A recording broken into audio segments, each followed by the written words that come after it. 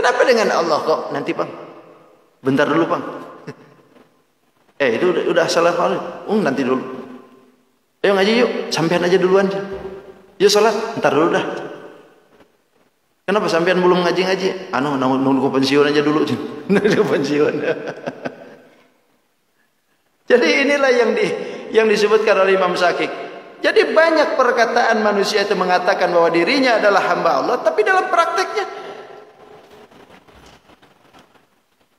apalagi sudah tanggal 15 lebih seperti ini tuh, waduh mulai goyang tuh. Kemana-mana yang kelihatan kakinya doang, mukanya nggak kelihatan lagi. Tertutup kodeng bang. Oh pasar pagi yang dulu nggak ada sekarang. Kalau dulu pasar pagi masih ada tuh, luar biasa di dalam tuh. Saya pernah sekali tuh masuk ke dalam tuh, biasa aja bang, penuh di dalam tuh, penuh makanan semua. Orang gak ada lagi puasa di situ. Preman pasar pagi ngamuk-ngamuk. Kenapa ini jam pagi-pagi sudah buka? Gak boleh, orang lagi puasa. Hormati orang yang berpuasa. Bila perlu pakai dinding, gak boleh macam begini. Ngamuk dia. Pas begitu pasang dinding, kopi 2 aja.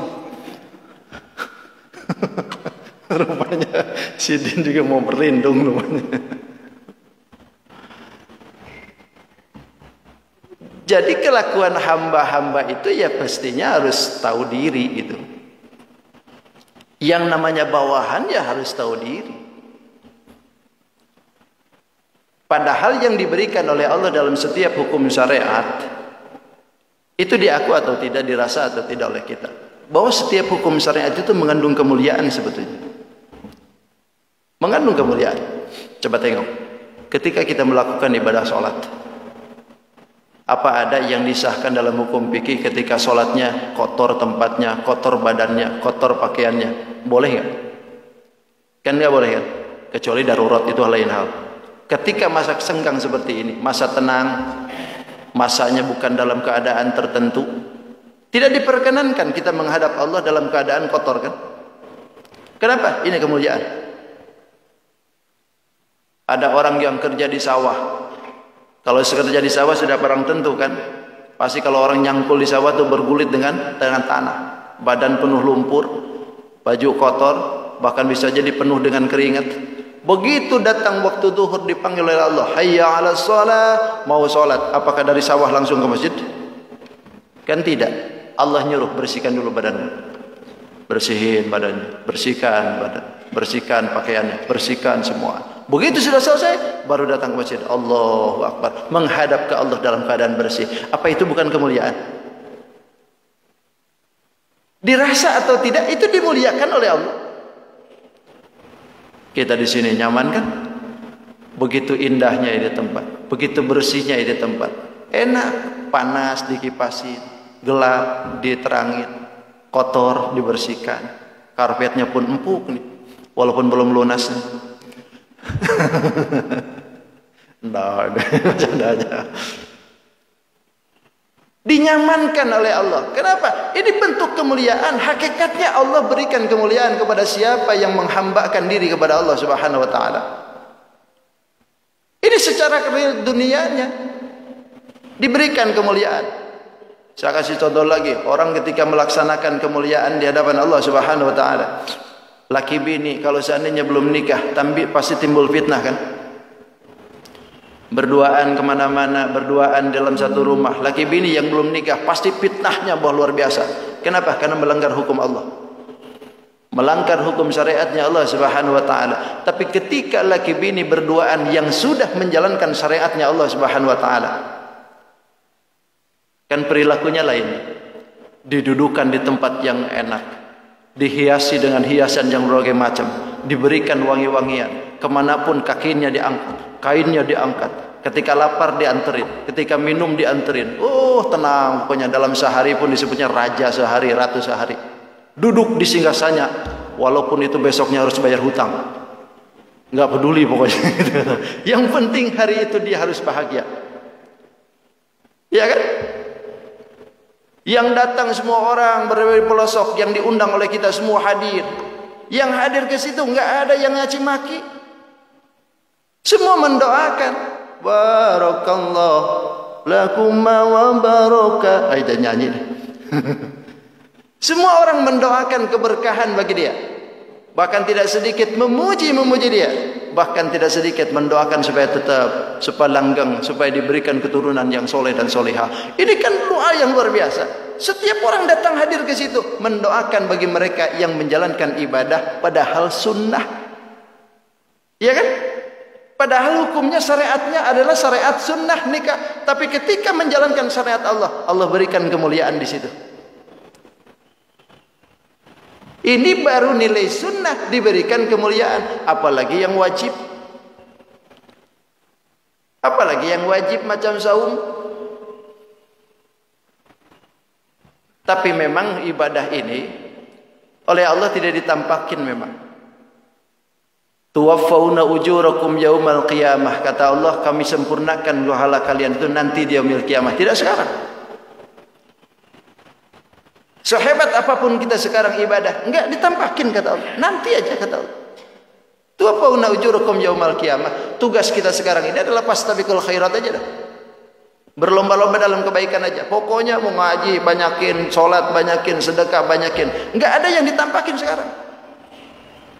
Kenapa kalau seandainya ini ditampakin oleh Allah sekarang tidak seperti yang bagaimana yang diinginkan oleh kita? Sebab kalau seandainya hukum syariat ditampakkan kemuliaannya sekarang, ini dunia nggak bakal makmur. Ya bakal makmur, Pak. Andai cara. Seandainya hukum syariat itu dibayar cash. Ini kan kita asumsinya kalau dengan duit itu kan cepat banget nih jalannya. Seandainya hukum syariat itu dibayar cash sekarang dengan duit, andai kata nih, jangankan ibadah yang lain dah, ibadah sunnah 2 rakaat aja. Setiap orang yang melakukan ibadah tahajud 2 rakaat, buka di bawah sajadah 4 juta ambil. Setiap 2 rakaat 4 juta. 2 rakaat lagi 4 juta. 2 rakaat lagi 4 juta. Kali 12 rakaat berapa? Kalau ibadah itu dikaskan oleh Allah berupa duit, kira-kira besok pagi ada nggak yang mau usaha? Saya pikir kalau seandainya sholat tahajud itu dikasih cash oleh Allah 4 juta dengan 2 rakaat kali 12 rakaat, besok pagi masih usaha, ini orang bungul kayaknya nih.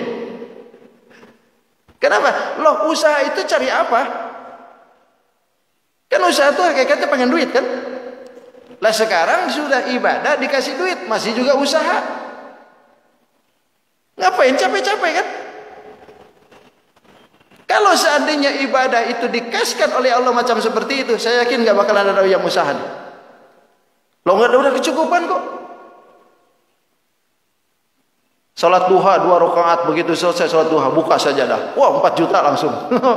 Itu kalau seandainya digituin nggak bakalan ada lagi supir angkot, Bang. Yang nggak punya mobil ya tentu kerepotan tuh. Yang punya mobil ya enak, punya motor ya enak. Yang nggak punya mobil punya motor kan kerepotan. Mau ke pasar pagi bingung. Ini supir angkot kemana? Bang Gojek nggak ada lagi. Begitu dilihatin lagi sholat duha jadi alih hijrah, Bang. Semua lagi pada sholat duha. Supir angkot, kenapa kau nggak mau jalan lagi sekarang? Kata supir angkot, ngapain aku harus jalan? Kalau angkot jalan sudah pasti bensin harus dibeli. Tabrakan di depan mata, mending kalau dapat penumpang. Loh kalau enggak, mending sholat duha 2 rakaat 4 juta. Nah, kan gitu. Tapi itu tidak akan terjadi. Tidak akan mungkin itu terjadi. Karena Allah Subhanahu wa taala sudah memberikannya nanti, kata Allah. Tuwaffawna ujurakum yaumal qiyamah. Hukum syariat yang dilakuin oleh kita tidak akan dibayar sekarang. Itu ada Pak Ustaz orang yang ibadah tapi kaya raya. Oh itu DP aja Bang, itu persekotnya aja Bang.